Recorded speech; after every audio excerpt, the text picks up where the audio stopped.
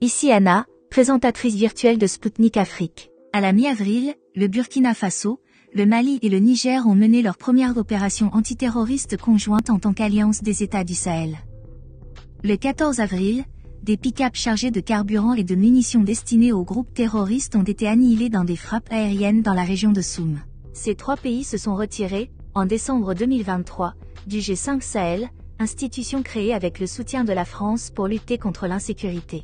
On a fini par se rendre compte en réalité que les forces armées occidentales ne sont pas là pour lutter contre le terrorisme. Elles se sont livrées à d'autres activités, des manœuvres de pillage, d'exploitation des ressources des pays du Sahel. L'armée burkinabé est passée à de nouvelles méthodes d'entraînement et fait son possible pour se renforcer à l'aide de nouveaux équipements.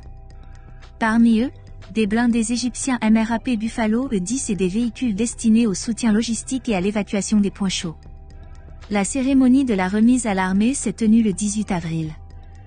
Le 17 avril, le Mali a annoncé la constitution d'une force d'intervention rapide au sein des forces armées pour lutter contre les organisations terroristes ou criminelles.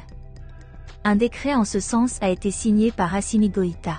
C'est au fil du temps, au fur et à mesure qu'on essaie d'apporter des ripostes adéquates, des réponses qu'il faut. La création de ce genre d'unités, ça répond effectivement à ces soucis qu'il y ait des réponses rapides, d'intervention rapide qui vont permettre de riposter de manière tout à fait efficace et avoir des résultats satisfaisants sur le terrain.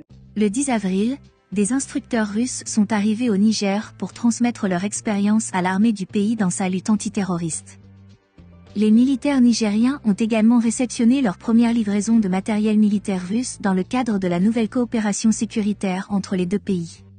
Les Russes aujourd'hui en Afrique sont associés à un signe d'espoir, dit à Spoutnik Afrique le géopolitologue malien Adama Diabaté. Et c'est un signal de confiance. La seule superpuissance qui a fait preuve d'honnêteté dans les relations géopolitiques avec l'Afrique, c'est la Russie, parce qu'elle n'a jamais volé d'autres pays. C'est une bonne initiative, confirme l'analyste béninois Souleymane Hamzat. Qui sont venus avec du matériel de dernière génération, du matériel permettant la protection et la couverture du territoire au plan défensif. C'est tout pour cette semaine. Restez connectés et à la prochaine.